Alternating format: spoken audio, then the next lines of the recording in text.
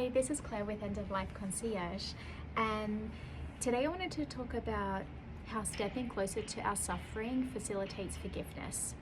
I'm reading this book called The 5 Invitations, and in it the author talks about, he asks us to move closer to our suffering to discover a greater compassionate side of ourselves, because by doing that, we touch our own wounds with compassion and kindness. We shift more away from someone who only feels pain to someone who is capable of embracing it. And he talks about the practice of forgiveness opens the mind to the compassion of the heart. He says we free ourselves to become more of who we are, and we're free to reimagine ourselves. And so the concept is to sit with our own pain and acknowledge it. And I think that's the first step, is to acknowledge we've been really hurt, and to allow ourselves to be present with whatever emotions come up and not judge them. And this is all moving closer to our suffering when we're able to not be so afraid to feel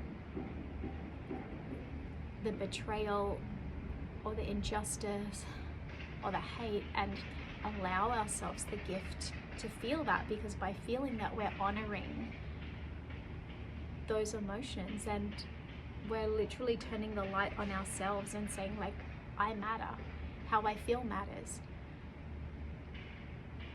And it's never wrong. How I feel is never wrong.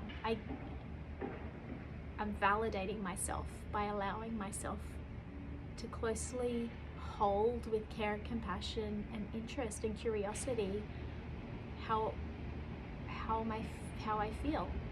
And I love that he says we free ourselves to be more of who we are, because once we're able to acknowledge and allow the feelings to move through us, there's space inside us. And once we have that space, it gives us a new lease on life, so that new things can come in, because it's like a bookshelf. You have a bookshelf full of books.